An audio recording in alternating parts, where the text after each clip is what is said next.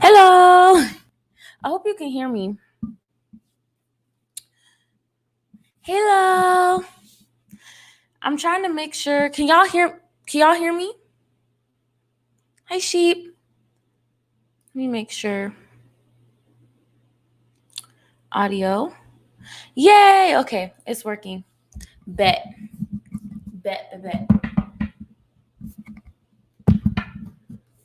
Yeah, let me go share this real quick on Twitter. And then I can start.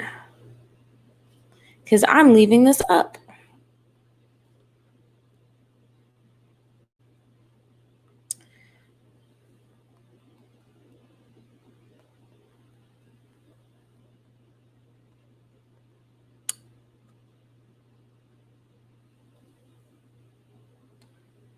Great.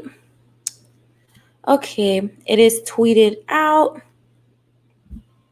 So let me start. Let me pull up my presentation. Because I made a presentation to make it easier to grasp. Hey, for some people, not saying y'all, but for some people, for some. So let me put this here so I can make sure. Yeah, add to stream. Boom. All right, so this should be working.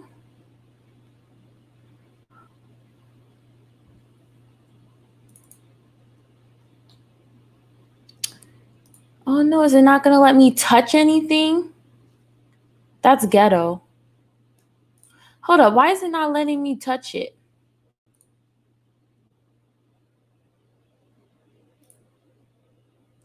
You do not have a low IQ. Let me see if I reload it. This is what happens when everything goes online, y'all. Everything is slow. Everything is slow.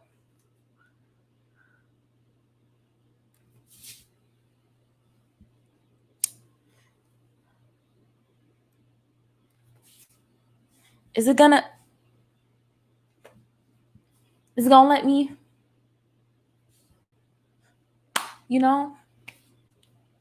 touch stuff?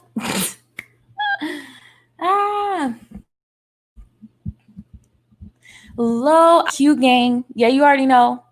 IQ of -5. You know what I mean? And I apologize for my shitty camera quality. But you know what? This gets the schoolwork done. So this is what we're going to stick with. But basically, let me just introduce myself for people who do not know me or have the wrong idea of me from X, Y, and Z's. But my name is Brianna. I am a college student. I am majoring in psychology and communications, and I am also the president of NAACP at my college. So whenever I see injustices online, in person, things that need to be talked about online or in person about race and, discrimination, stuff along those lines, I pop up. So here I am. I popped up recently. We don't need to, mention names because I'm pretty sure everyone knows what's been happening. But there's been a lot of microaggressions lately that I've noticed. I don't know if anyone else has, but that I have noticed. And the common theme or kind of criticism to people calling out the microaggressions is microaggressions are fake, or that's not a microaggression, or right? So because some people are too lazy to do a quick Google search on what we're, calling out, I thought, because I'm nice, I would do the Google work for you. I would research it for you guys. I put together a PowerPoint. I can download it into a PDF after and put it on, Twitter for some of y'all who want to look at it, go a little bit more in depth. But I did do my research. I have my little reference sheet after, so I'm not just pulling it out of my butt because I don't like some of these people. I am legitimately, this is why. And we'll go into a little bit later on why maybe they don't realize it's an aggression, a microaggression. And of course, at the end, we'll talk about how to be a ally. Because if you really want to be an ally, you listen, right? But we'll get into that, right? So as we wait for my computer, my life to get together. Oh, can I just click this? Oh, I figured it out, kids. All right, let me do this. Add to stream. And now it's not going to do it. Did it lie to me? Y'all, this is ghetto. Did I break it? Do you guys think I broke it? Hold the phone. Let's see. I'll try it again. Hopefully this works because I worked hard on it.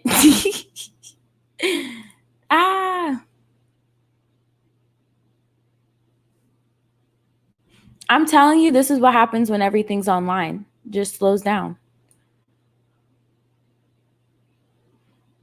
Okay.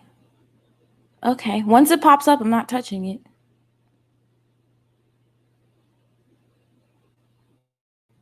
Yay! Okay.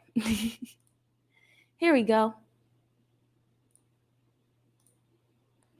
All righty. It's loading. You can give it some time. All right. So the lesson today is about microaggressions.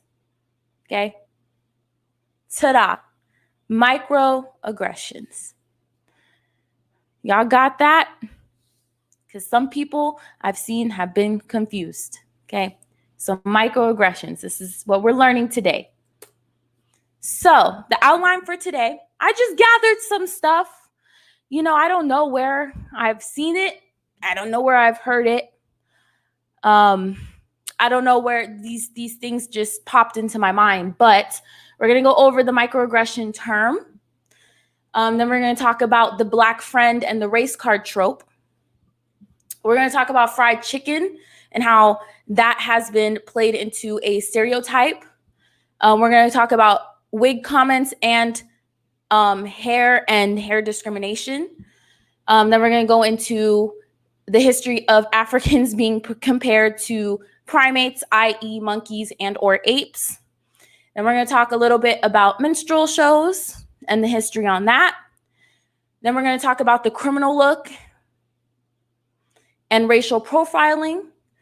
And then we're going to go into using Black Lives Matter incidences against Black Americans and how we cope as Black Americans. And then we're going to end it with how to be an ally.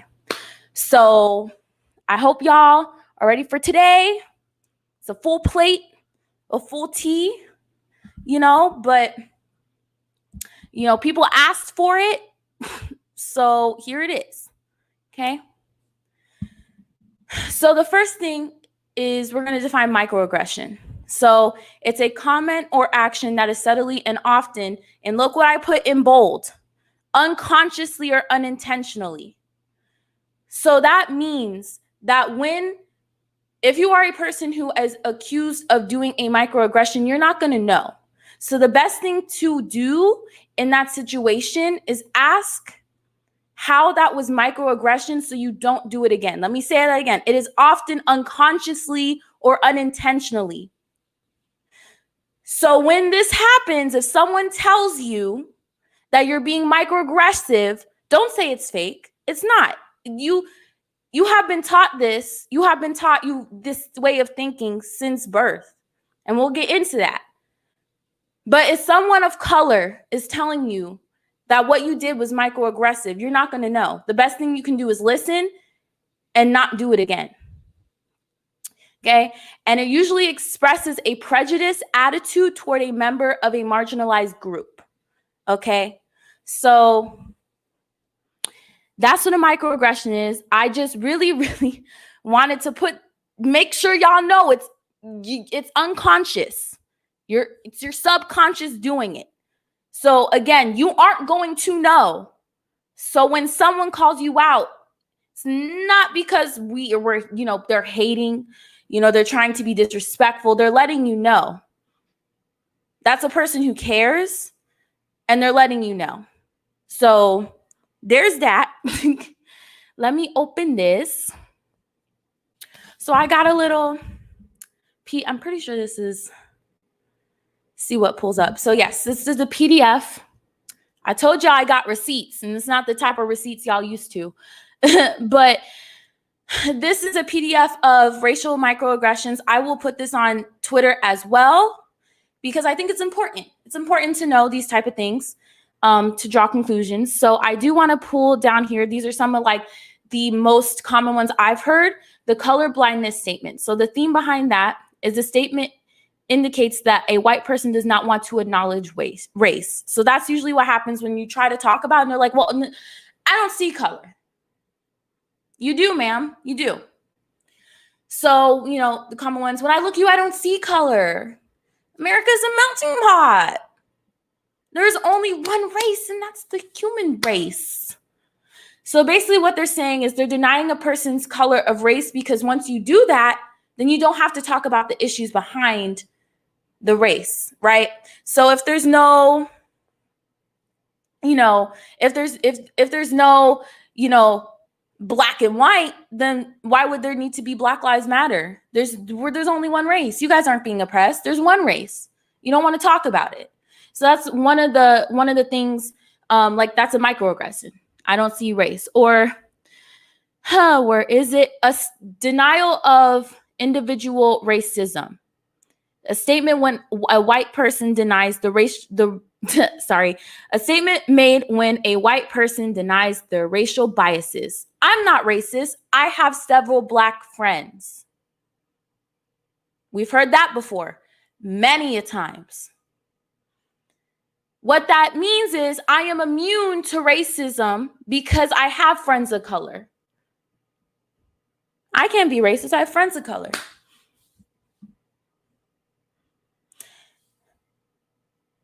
To me, that's and I say this all the time. We have seen those really diehard Christians, not saying it's all y'all, you know what I'm saying? But those diehard Christians who are like, I have gay friends, but I don't agree with their choices. Those aren't your friends. That's literally an accessory so you can be homophobic. You being racist doesn't negate you from having Black friends. Maybe your microaggressions aren't caught around them. Maybe your racist actions, you don't come out around them, but it doesn't mean that you can't have those tendencies. So there's the first one. Y'all following along? We're good? We doing good? We're learning some things? I hope. Now it's frozen. This is ghetto. Hold up. Now I got to pull this back up again.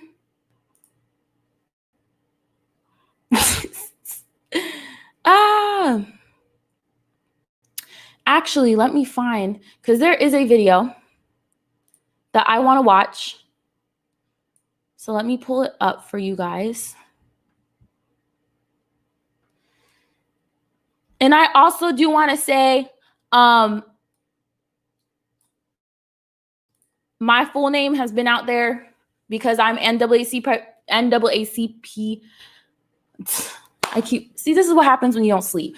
I am NAACP president, so my full name has been out there. So if y'all trying to be cute out here and trying to dox me, it's not. I'm a public figure at this point, so Anywho, waiting for it to come up. So again, the common tropes. I have Black friends. In other words, oh, by the way, I just want to point this out right here. This right here, for some of you who don't know, is a reference. So when you take something from a source, you reference it. So I just want to let you know, for the people who are going to come over here and try to downplay what I'm doing, just know that I did my research, unlike some people. And if you're coming here to actually learn, you will. Just listen, just chill. Great. So in other words, they're offering on his behalf the "some of my best friends are Black" defense, which has often been relied on by those facing accusations of racism. Have we seen that before, y'all? Have we seen that before? Sounds familiar. So they face accusations of racism, that it has become shorthanded for a weak denials of bigotry. A punchline about the absence of thoughtfulness and rigor in our conversations about racism. So you don't want to discuss the problematic behavior. You don't want to discuss the problematic behavior that you have distributed. So you rather just put that out and say, I have Black friends,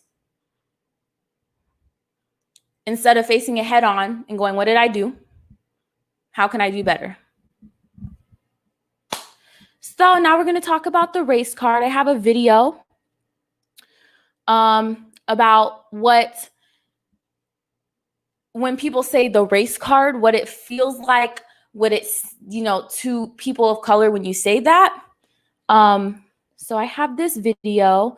I told y'all I did research. I tried.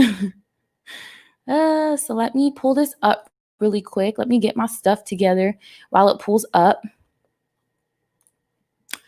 Let's see.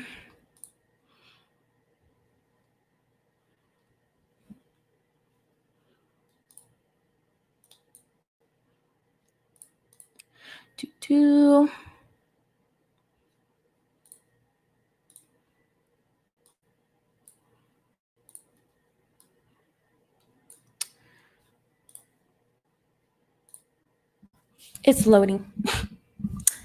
Alrighty, here we go. I'm just gonna warn y'all, there may be a YouTube ad. Not saying a YouTube ad, but there may be an ad in here. So yeah, there's that. But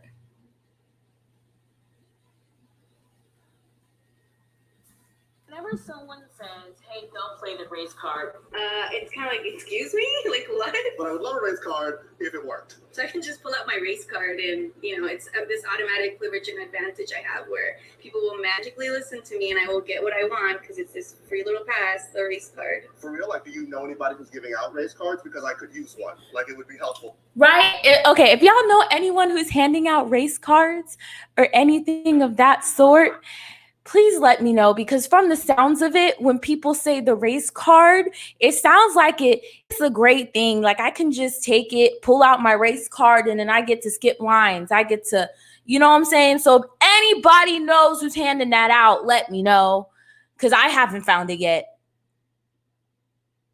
I haven't found it. Has anybody found it? I haven't found it. So, let me know. Hook a girl up. In my life, every day.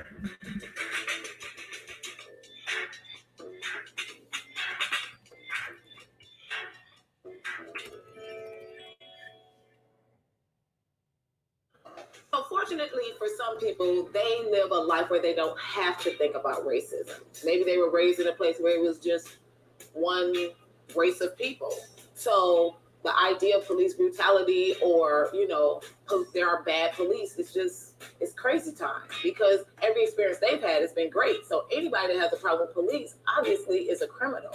I think when people say you're playing a race card, they're treating you as if you need an escape, when in fact it's them who need this escape from the conversation, from the issues, from being accountable to what's going on. Or you seen that? You see what she just said? The people who say that you're playing the race card, they think that you need an escape, but they really need an escape from being held accountable for their actions. Again, I'm not saying nobody's names, but y'all can look at it for yourself.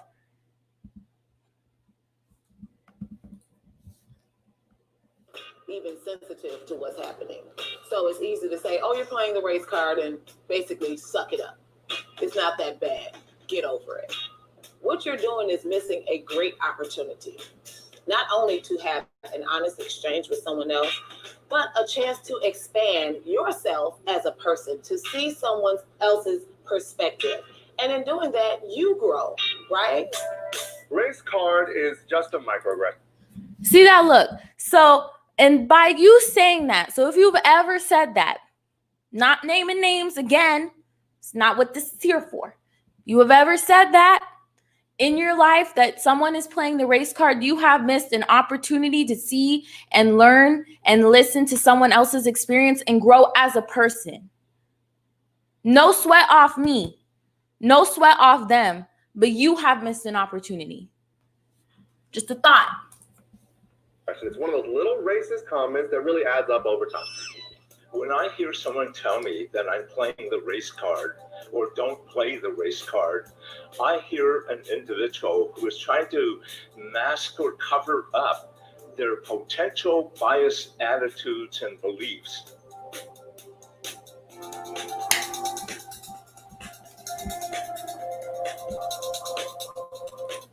I told y'all not to play with me. I come with receipts, the real receipts. But look, when I hear that, I'm the same way.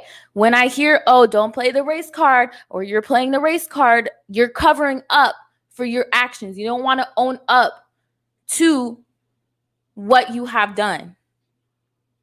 And again, I always say this when I talk to people about race. When you talk to people about race and their microaggressions, they then have to look at themselves and really evaluate how they were grown, how they, were brought up. Because that is something you were taught from way younger. So you have to look at yourself. And that's asking a lot of people to actually look at themselves and evaluate. That's a lot. And people don't want to do it. So they rather say these little, again, the race card is a microaggression. And like I said, microaggressions are unintentional and unconscious.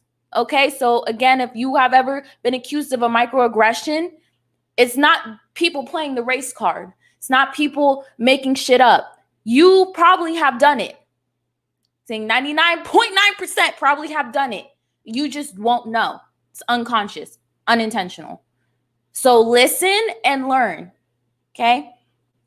So I'm going to bother y'all with that video. Let me pull this up. Let me look at y'all comments. Kari, I try. I really do. Because again, this, like I said, these issues that I've been seeing on the internet are issues that are real. And if you really want to be an ally, it's a Google search away. This took me 3 hours to do this whole entire PowerPoint. It's not that difficult. If you really want to learn and grow, it's not that difficult. It really isn't.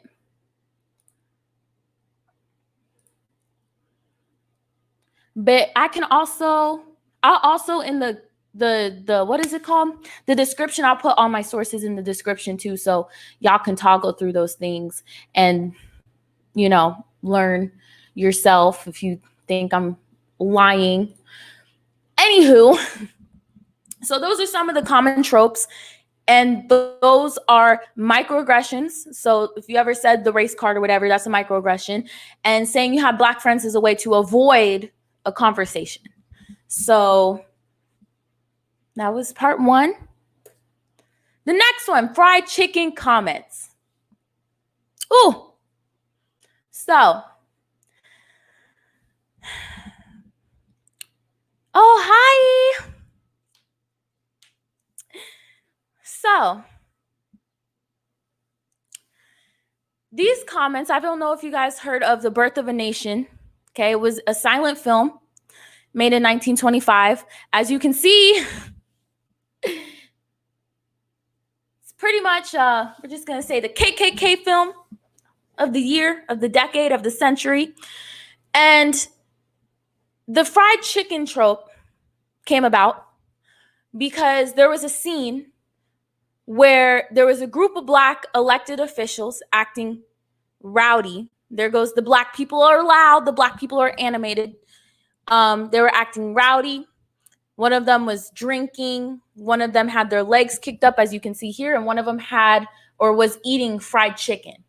So ever since then, from that video, that film depicting Black people eating chicken, that has been ingrained in white minds for some reason, that Black people love fried chicken. I also do want to say that Black people, the part of like where it's like Black people like watermelon, they did that because when Black people were freed from slavery, the only thing they could really sell was watermelon. It was cheap, it was easy to grow. So because, you know, they couldn't have us doing great, they started saying, well, that's watermelon. Black people eat that. And of course, you don't want to be associated with that, right? Because it's dirty. So there goes the Black people love watermelon trope. So again, these things that we say and are telling you that are microaggressive, it's a Google search away. Let me tell you, all I typed in was black people, fried chicken, racism. Thousands of searches. Why do I, a Black woman, have to go through and do this for you, who says you're an ally? Just a thought, just a question. Yeah, I don't know. Because some people think that it's the job of Black people to relive centuries of trauma, generational trauma, to give them an explanation as to why things are racist when they can just go look it up themselves. That's why. That's why. So the next thing we're going to talk about is microaggressions in Black hair. As you can see, I have all types of hair types on here. So we have a cute little TWA, teeny weeny afro up here. We have a nice 4C afro going on. We have someone either in a wig or a weave. Don't know which one, but girl, she is slayed. Them edges are laid, honey. We got someone in braids, and we got some more natural hairstyles. Beautiful, beautiful, beautiful. Exactly. No excuses. They just don't. I'd rather you just tell me that you don't like Black people and just keep it pushing. You know what I'm saying? But that's just me. All right. So first, we're going to go over right here. Again, as you can see right here, this is a what is it called? A reference. That, again, I have a reference list. I didn't just pull this out my ass. I didn't just go on Twitter and take some photos. I researched. So anti-Black hair sediment in U.S. soil has existed for centuries. Centuries. In the 1700s, enslaved women who worked in the fields usually covered their hair in head rags due to the harsh demands of the work, right? Enslaved Africans who worked in the big house, however, had to mimic the hairstyles of the enslavers by wearing wigs that had become popular during that era, shaping their kinky hair to emulate them. Because it's more professional. So you're working out in the field, you don't have to do that. You in the house near the slave owners, you have to look professional. Your natural hair isn't professional. So shrinkage, because I believe that some people don't understand Black hair. So I'm going to explain it for you. I have this little thing over here. I might put some extra shit in here too. But so Black people, we have our hair is pretty long. And what, for example, Charlie has done, she has a relaxer. So her hair pattern lays straight. There's no shrinkage. But like for me, My hair comes down to here. So if I were to get a relaxer, it would be super long. But because my hair has shrinkage, so that what that means is after it's done drying, it shrinks. It doesn't come down that long. It comes about here. So when you see Black women and you think that their hair can't grow long, their hair is pretty long. It's just that the shrinkage closes that gap. And again, that goes into hair textures, hair types. So when you have a relaxer, i.e. Charlie, her hair doesn't have that shrinkage. So her hair is going to show it's longer. Doesn't mean she has a wig. Doesn't mean she has weave. It's just that her hair has been chemically altered to straighten her curl pattern. Unlike me, who, when my hair is a 4C, 4B, my hair gets wet, it dries, it shrinks. Different hair textures. You don't understand it? Just ask. And you're saying, why is this important, right? So like, why is hair important? Why is this a conversation we need to have? It's hair, right? Well, let me tell you, my old job, I worked in a clothing store, high end. So, you had to dress cute, be cute, whatever. And I got braids. Y'all thinking, okay, what does that matter, right? So I was a manager, I got braids. And I was approached by the co-store manager who told me that my braids do not look, insert store names, friendly. So I don't look the brand. And she told me to look around the store and look at the women who were displayed, the models, and said, look, your hair doesn't look like them. I don't think that you can wear that here. Mind you, at the time, all the women who were displayed in the store as models were white women with straight hair.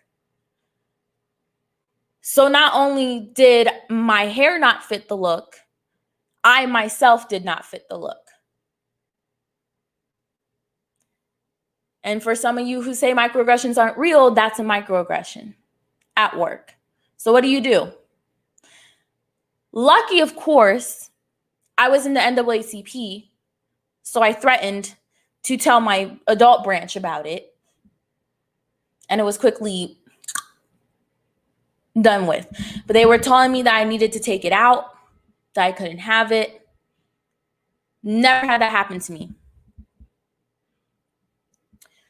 Another instance was, as you can see my hair,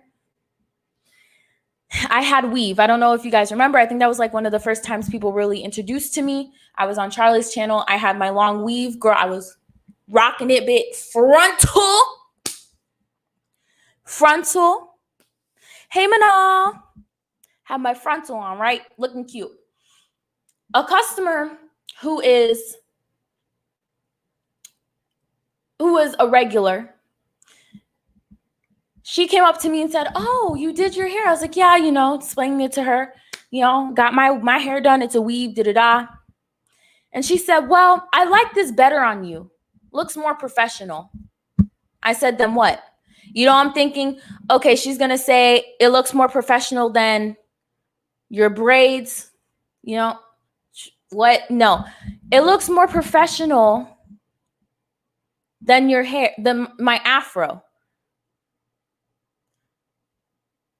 What does that? So my straight Caucasian looking hair looks more professional than my hair that grows out of my scalp. Again, she did not mean to say that, but it was a microaggression. Again, let me go back to the beginning with the term microaggression, an unconscious or unintentional action. What she said was not intended to be bad or rude or mean, but it was. Mind you, I was at work, so am I going to lose my job to educate her because I got bills to pay? But it was. I didn't look at her as a mean person, as a disrespectful piece of shit. I didn't. But what she said was microaggressive. Plain and simple. So when you say that, i.e., Charlie has a wig, it's a microaggression. We can grow our hair. Our hair is very versatile. We can do a lot of different things with it. A lot. And if you have questions, ask. I'm not saying ask Charlie. It's not saying research it. You have Black friends, ask your Black friends. It's not that difficult. Next thing, comparing Black people to primates. As you can see, it was done back in the day, Jim Crow, and it was done recently with Serena Williams. So I will not for 1 second believe that you didn't know that having an ape to mimic Charlie was not racist. I don't even have, look at the pictures. I don't even have to say anything. Again, a quick Google search away. The history of African Americans being compared to monkeys and apes. I'm going to read it straight from the source. Straight from the source. A hateful association between Blacks and monkeys or apes was yet another way the antebellum South justified slavery. Let me say that again. A hateful association between Blacks and monkeys or apes was yet another way for the antebellum South to justify slavery. It is a quick Google search away. I refuse to believe you didn't know. And don't forget, we have minstrel shows on this slide. I refuse to believe you didn't know. Let's continue. Blacks were considered by some whites to be more semine than human, more ape than human, more monkey than human. Therefore, had no self-evident rights, right? Because we're monkeys, we're apes. We don't have rights. We don't need rights, including freedom, right? Because you lock the animals up, put them in cages. Why do I even have to explain this?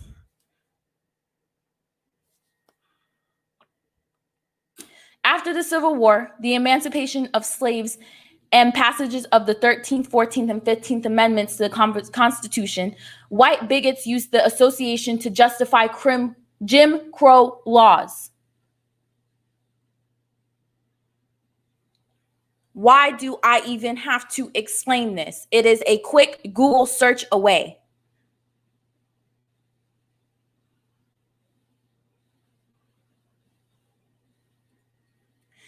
And the use of violence such as lynching Blacks who challenged or threatened the status quo. Because once again, we are monkeys and apes, right? So we don't have human rights. We're not to be respected. We can say whatever the hell we want about them because they're monkeys, they're apes, they're animals.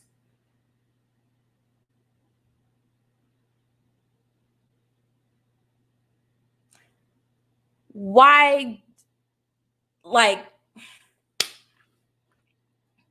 the general acceptance of the evolutionary theories of Charles Darwin was easily twisted into means of identifying further evidence of primitive status of Blacks. Why do I have to explain this? Why do I have to explain this? You cannot tell me. You cannot tell me that you didn't know. In 1878 cartoon to the right, for example, right here, an organ grinder's monkey is attacking a Black child. Beneath the caption, Southern Scenes, an incident in Richmond, Virginia, the Darwin theory illustrates, presumably, the monkey feels that his position is challenged by the child. So what that illustration is saying the monkey saw a Black kid and said, I'm the monkey, not you. Let me beat you up. Why do I have to explain this? How can you not figure this out for yourself? You cannot tell me that y'all are just so stuck on this stuff that you don't see this. This is why it's offending more than Charlie, more than life, more than me, more than Michael. This is why. And again, I didn't put no Twitter receipts, no YouTube receipts, because I wanted you to get it from the source. This is why. You asked me to teach you, and I'm teaching you. This is why. And y'all can see I'm getting mad because, like, what the hell? Like, I have to read this. And this is why Black people don't want to talk about this, because I have to sit here and think, okay, there's people who think I am a monkey. There's people who look at me and think I am an ape, right? So I have to sit here and go through that fucking trauma because you were too lazy to do a Google search. That's why we don't want to teach y'all. But I'm being nice today. So ain't that right? I'm being nice.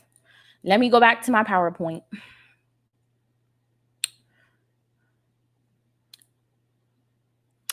Let me go back to my PowerPoint.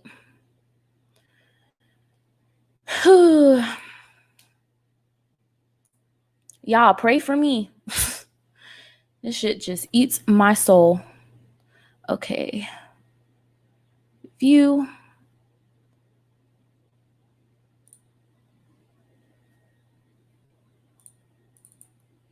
Oh, here we go. Yay! Got it back. So that's where that comes from. Y'all want to ask? I didn't know. That's where it comes from. Again, how did I find that? Apes and monkeys and Blacks, history, racism. It's not that difficult. Minstrel shows. And yes, those are white men in blackface. It's a normal day. It's a normal day in American history. These are black men, or sorry, these are not black men. These are white men in blackface. Okay. So it started in the 19th century. And this is where blackface was used, like I said. And it was pretty much a way to perpetuate and more enforce the stereotypes of African Americans being lazy or loud, hyper, and rude. You know, I wouldn't put it past them to be eating freaking fried chicken and watermelon on the stage either. This was a way to make fun of a race that was oppressed. From the early 19th to the early 20th century, that was founded on the comedic enhancement of racial stereotypes. It's literally what it was. It was a way for people to enhance these stereotypes and laugh at them. When you said Callie was a personification of a minstrel show, you cannot tell me you didn't know. And by people sitting here and saying that it wasn't him or them or whoever did it, or, oh, it was, own it. Own it. You ask how to be a good ally, own it. Say it was wrong and move on. It is not that difficult to find why these things are wrong. It is not difficult to see that all these things have been said against black creators. It is not difficult. And if you want to know, you can do research. It's not that difficult. Racial profiling. Now, this comes into play because someone said, or multiple people say, that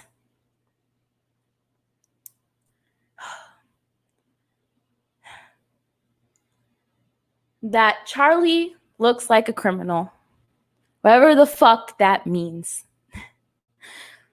Looking back from the distance of 2 decades, we know that this did not happen. Basically, the eradicating of racial profiling.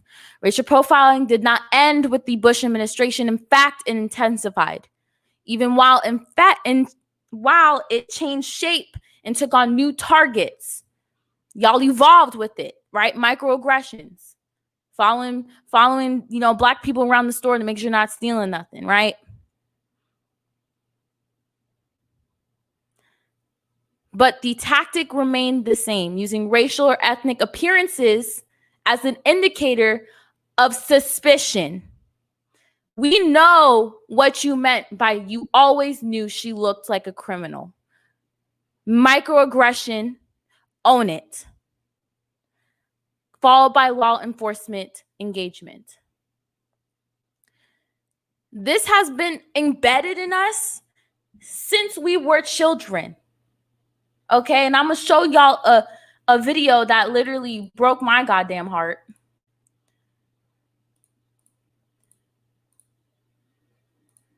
Oh, I went too far. Hold up. Let me back out of here. Let me go into here. Oh, actually, let me make a new little.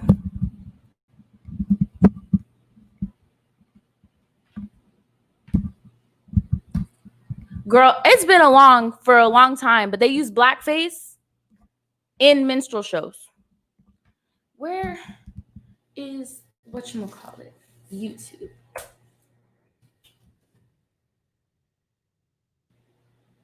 Y'all gonna sit here and watch me search. Okay, YouTube, we are looking for that one video that I put in here. Children experiment.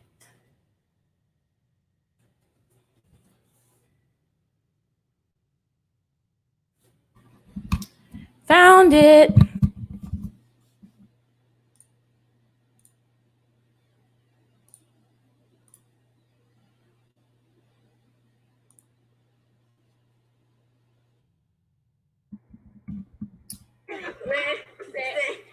Our second major finding, even Black children as a whole have some bias toward whiteness, but far less than white children. She'll be the smart child.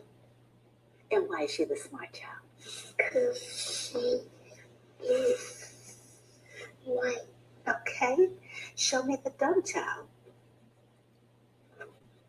And why is she the dumb child? Because she fakes. So if y'all didn't catch that, she said, show me the smart child. She pointed to the white one. Why is she smart? Because she's white. Point to the dumb child. Pointed at the Black child. Her skin color. Why is she dumb? Because she's Black. This shit has been taught to us. Even us. We're learning to love ourselves. We're going to get into that. But we are learning to love ourselves. This shit has been taught to us since childhood. Little Black baby here just pointed at a child who looks like her and said that she's stupid. So when you say that you know someone looks like a criminal, we know what you mean. Again, maybe you don't realize it because it's a microaggression. Again, remember unconscious, unintentional. But you said it. We know what you mean. We know what you mean. And it hurts. It's hurtful. Again, not just to the person you were saying it about, but to our whole community.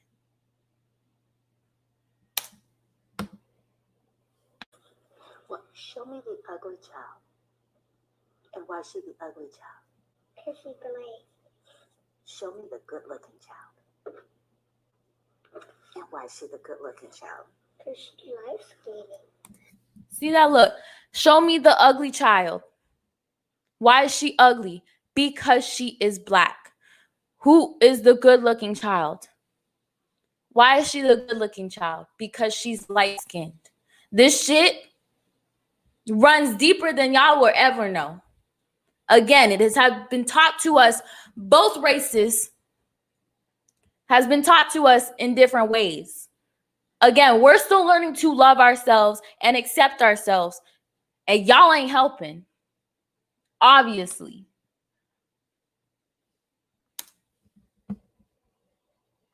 And show me the skin color you believe most teachers think looks bad on a girl. I don't think it matters. Because I think each teacher wants to help a student learn either way what they look like. And it doesn't matter what you look like on the outside, it just matters what you look like on the inside. Show me the good-looking child. They look the same. Yeah? I like these older kids. Classmate. All of them. You like all of them as classmates? Why do you say all of them? Because I don't really care what color they have. This 5-year-old girl gave some provocative answers during her test. I asked her about them later. But yeah, that's pretty much it. That, again, when we tell you that something is microaggressive or racist, we know. We've been dealing with this for a minute. And the fact that, and y'all know who I'm talking about. Oh, y'all know Sheep. I literally, when I was younger, I was like, I want to be white. I didn't like my skin color. I didn't like my hair. Shit, I'm not even gonna lie. I wanted to be white. That's all I saw growing up was white girls on the TV. I want to be white. Why not? But the fact that you donated to Black Lives Matter and you talked about George Floyd means you have some type of idea. Now, I don't know how the situation is where you live, but you have some type of idea.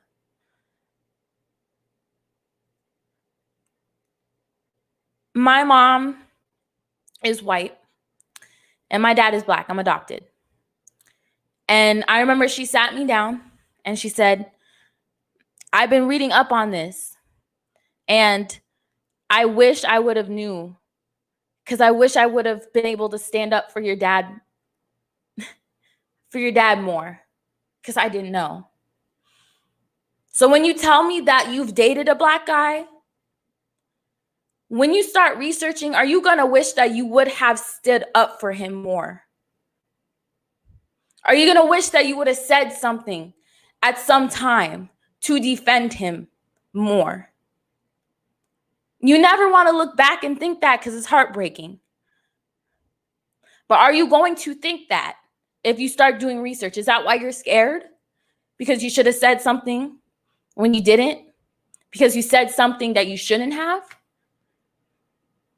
Again, it's some tough shit to swallow, but you gotta face it. And again, this is not just YouTube. This is you're bringing your life into it. You said you dated a Black man.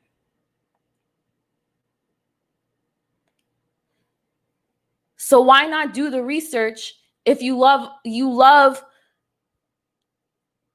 our, you love our culture so much. You love, you love everyone. Why don't you do research on what you say? Because this is not about one person. It's about all of us. Now, Black Lives Matter, right? I'm pretty sure this is basically me explaining, because I'm Black. Hi, I'm Black. Nice to meet you. This is basically me explaining why using Black Lives Matter against Black people, and again, I don't have to say any names. Y'all just ask me why these things are bad and I delivered, right? So if you feel some type of way, I'm sorry. But again, this is just me answering your questions. But why using Black Lives Matter against Black people and using it as like a leverage or something like that? Listen, when you see these videos, and y'all know who I'm talking about, when you see these videos of Black men and women being killed, it is shocking to you. But to me, to my fellow Black sisters, my fellow Black brothers, when we see this, I see my father, I see myself, I see my friend, I see my cousin. So how I choose to cope, if I don't the next day want to post hashtags on Twitter, if I don't want to go on a fucking Twitter crusade the next day that I've seen that, the next week, the next month, that's what I want to do. That's my business. Because I'm seeing myself die. I'm seeing my family die. It's different. So for a second, to make fun of a Black woman for carrying a sign at a march where we are known to be targeted by undercover racists and cops, to get killed, to be tracked down to where we live, to be arrested, is disgusting. And you do not have to take my word for it. Look it up. It's disgusting. To say that you have done more for our community than we have is disgusting. What we choose to do and how we choose to cope is our business. I can tell you, after George Floyd died, after I seen that video, after I registered, that I watched a man die. Not just any man, a Black man. It could have been my father. Watched him die on camera. I took off from work for 3 days. 3 days. Because I couldn't. So again, how I choose to cope with this shit, because it's not just George, it's not just Brianna, it's not just Elijah, it's many people all the time. How I choose to cope with what I see is none of your business. When I feel strong enough to come back to do the work for my people, let me say that again, for my people. When I feel strong enough to come back and do the work for my people, I will. But that's on my time, and that's none of your business. And it never will be. The only thing y'all can do is listen, be a listening ear, grow, learn, and help. I don't need y'all, like y'all said, like y'all be seeing on Twitter, you are in Black people's business, and I need you to get out. We tell you guys what to do, how you can help, and you ignore. But you sit here and say you do more for our community. I want you to think again. I want you to think again. Because you don't. And for the Black people who are watching this year has been trash. It has been trash, but it hasn't been trash for just this year. It's been trash for centuries. We just now have the ability to film it. We have the ability to spread the word. We've known this has been happening. But what I need y'all to do is just sometimes take a step back. Do something else. If you need to take your mind off of it, if you need to watch them RuPaul, you don't have to be Captain, save the race every day. Save the US every day. You don't have to be that. You can sit back, you can relax, you can take your mind off of it. No one's blaming you. No one. And anybody who cares about you and your mental health and well-being and the well-being of just us is not going to pressure us into doing more. It's not going to pressure us into being more outspoken. They're going to let us come out on our time. And there's many of us who are ready, who are strong enough to come out on our time. Many of us. But if you need a break, take that break. We understand. Our ancestors understand. We get it.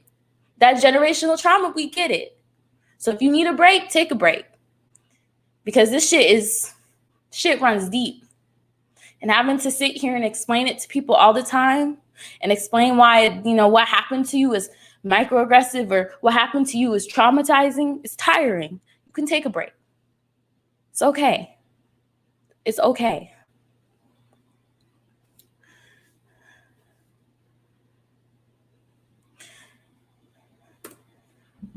All right, and the last thing is ways to be an ally. Now, I've heard people ask, how do you be an ally? People say allies don't get defensive. No, they don't. Because allies understand when they get called out for microaggressive things that it was unintentional and unconscious. So they're willing to listen, understand, learn, and grow. That's what allies are willing to do.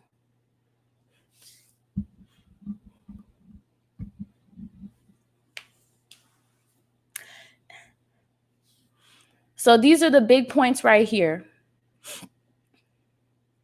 Listen. Listen to what a marginalized group of people are saying face to face on your social media or in articles you read. It's not about you.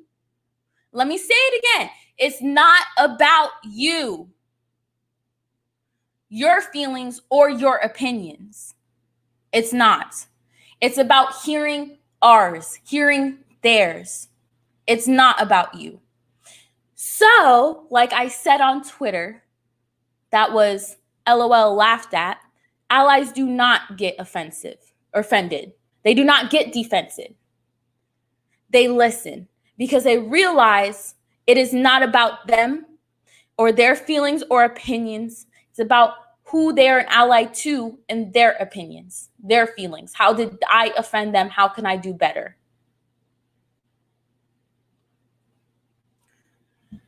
Get educated.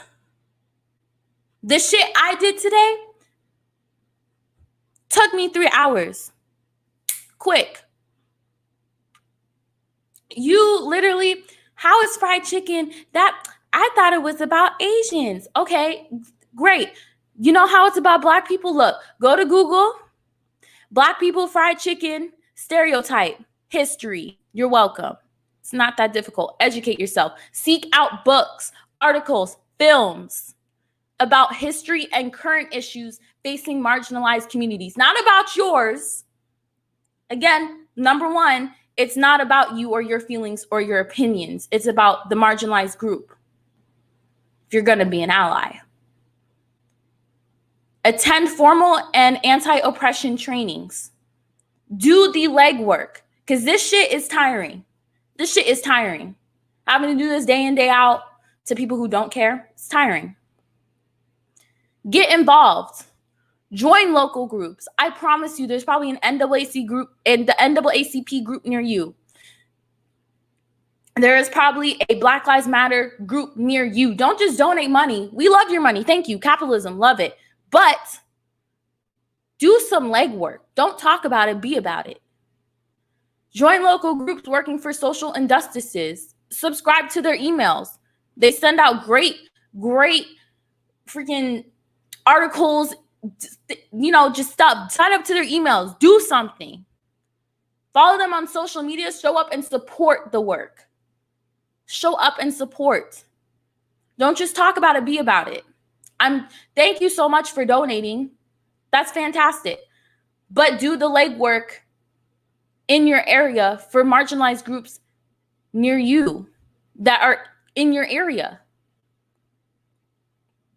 Intervene. So if you see someone being microaggressive, even if they're your friend, intervene.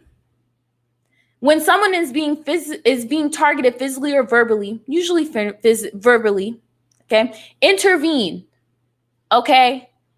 And you can always ask with the person, hey, is it like, you good? Are you doing? Yeah, I'm fine. It's okay, I got it. Always ask, support on focusing them and engage the person going after it. So I understand, you're a fan of this person. Y'all want to work together to take down channels and shit. Love that. But there's no way you could not have seen that was microaggressive. And what you need to do as a friend or as an ally, as you've been saying that you are, is say, hey, that wig comment wasn't it. Here's a link on why. That saying that, she looks like a criminal, isn't it? Here's a link on why. I just want to let you know because it does make you look bad and you're not just defending her. Heads up. Ally 10 out of 10. Love to see it. Speak up. When a friend or family member or coworker or stranger says something hateful or ignorant, call them out on it. Silence allows the oppression to continue. So by you brushing under the rug, oh, well, we don't know if he said that it was a minstrel show. We didn't know if it was him or not. You're letting this shit continue. And you say you're an ally.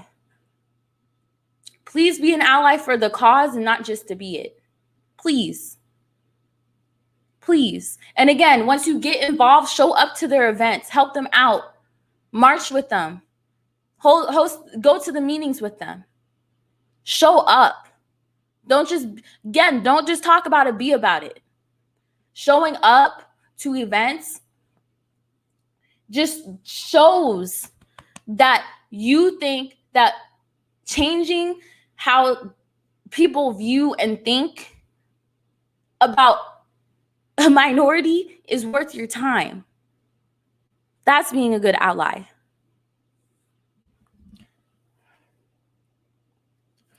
Welcome discomfort. If you feel uncomfortable, do not tell me that I'm playing the race card. Do not say you have Black friends. Welcome it. Look at yourself and say, why is that making me feel weird? Can you explain this more? Because remember, guys, that video, you're missing an opportunity to grow as a person when you knock it off like that. You are missing an opportunity to grow and learn as a person. So when you encounter something that makes you feel uncomfortable, don't dismiss it. Sit with it. Sit with it in yourself. Ask why. And welcome it as an opportunity to grow. You said the fried chicken comment. Why did it make you so uncomfortable? You need to say you have Black friends. Sit with that. Sit with it. It's okay. No one's judging you on it. Just sit on it. Sit on it, learn and grow. And I'm being 110% real with you right now. Sit and learn and grow. Because again, microaggressions are unintentional and unconscious. So it's something in you, and I meant this when I said it on Twitter. There's something within you that is making you feel uncomfortable, that is making you, that's not me, inside, that you need to sit with, that you need to sit and figure that out, research it. Sit with yourself. Because that's what an ally does. You learn from your mistakes. You don't double down. You don't get defensive. You make mistakes. That's fine. We're human. We make mistakes. But when someone calls you out on it, don't get defensive. Let me say that again. Hold up. Let me highlight it. I need water. But it said, look, you don't get defensive. I had to highlight it. I'm sorry. I said this on Twitter, and someone said it was a ha-ha, kiki, funny. I was lying. No. You don't get defensive. You listen, you apologize, and you change the behavior going forward. People are sitting here thinking, oh, well, they might be racist because it's a pattern of behaviors. If it was a one-time thing often done, okay, you learned from it. It was an oopsie that you did. We're good. You sat, you learned, you didn't do it again, we're good. But it's a continuation of behavior. Continuation. And that's why people are questioning it. Stay engaged.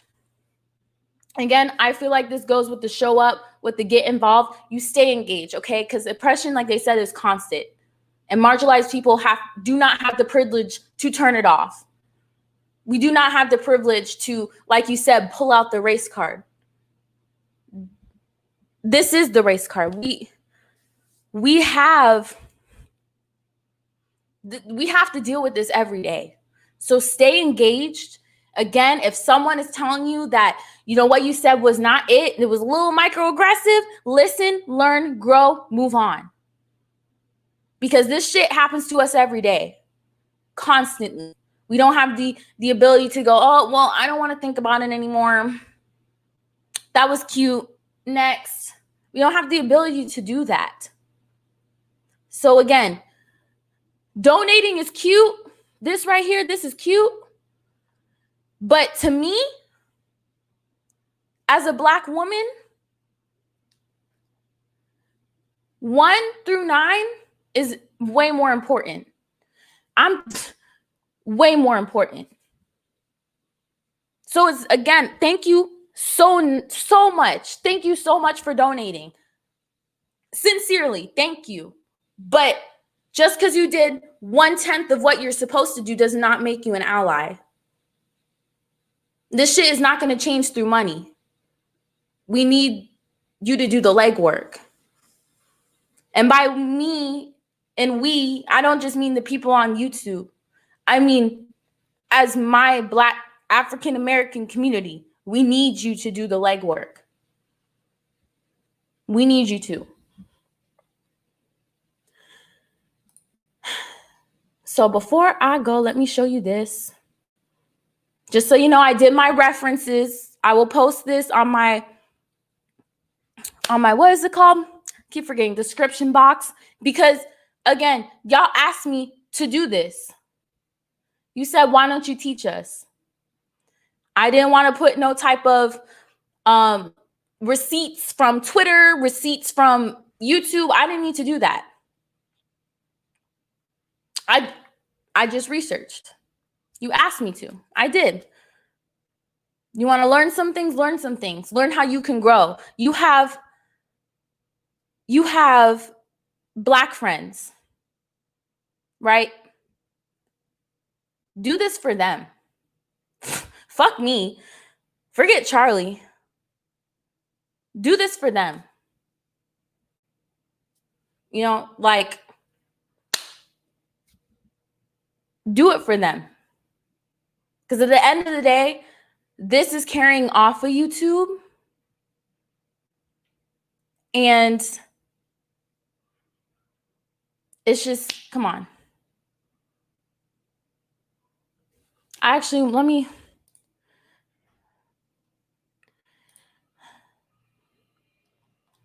me go back to this one more time. Because I do want to say this for the people who forgot. Because I don't want you to think that this is me attacking you. Because again, a microaggression is a comment or action that is subtly and often unconscious or unintentional. So don't think that people are attacking you when we say that you're doing microaggressions. Please do not think that. We are actually trying to help. Not just because of YouTube, but for your personal life. Because you have Black friends, right? You dated a Black man, right? We don't think you did it to be hurtful. Just came out your mouth. We were taught this shit since we were young. This is systematic oppression. We're all learning. So when we point it out, just acknowledge it. We are all learning, and you know, we're learning different things, but they coincide. So the last thing I want to watch, her name's Jane Elliott. I actually talk to her daughter a lot. She's very much, I love her. White woman, love it, very smart. But I want to leave y'all with this. So here's Miss Jane Elliott, everyone. All whites are racist. Can you expound on that?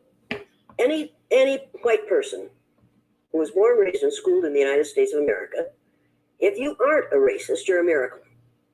Either that or you decided to educate yourself. Because education in this country is about white is right, brown's all right, black's got to stand back. Yellow's mellow, but whites, we educate in a way that says that white males have done all the adventures, have made all the adventures, have done all the discovering, have made all, everything that is good and has been accomplished according to social studies, which is actually anti-social studies, by white males. It's a lie. But we do that in order to maintain the myth of white superiority. The myth of race has to be maintained at all costs in this country. Because if white people have to give up the color of their skin as being something that makes them perfect, what do they have left? If we start teaching the truth about history, if we start teaching about Nile Valley contributions to civilization, it will totally change the way we conduct ourselves in the classroom. It will have to. Columbus didn't discover America. You can't discover a place where people are already living. But we celebrate that every October. It's a lie. We need to get over it. We need to stop telling the myths and start telling the truth. So when you tell, Like I said, we've been taught this since we were young. Okay? Taught that since we were young. people that they're racist, and it must have some kind of effect, because most people will say, I'm not racist. I'm not a racist. Why, some of my best friends are black. Right. Yeah, and then you say, name one. Or this one, I don't see color. And when some woman says to me, I don't see color, I say, I knew that. If you saw color, you wouldn't dye your hair that way. Or I say, if you saw color, you wouldn't wear that shirt with those pants. I believe that you don't see color. It's an attempt to deny skin color. And it's an attempt to deny what's wrong with seeing the color of my skin. Is it all right for you to see me kind of pink?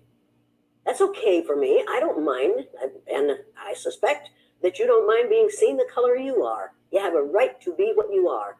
And until people in this country and people in this world get it into their heads that the first modern human beings that evolved on this earth were black women. They evolved in sub-Saharan Africa about 280,000 years ago. And every human being on the face of the earth today has the memory of those black women's genetic structure in their genes.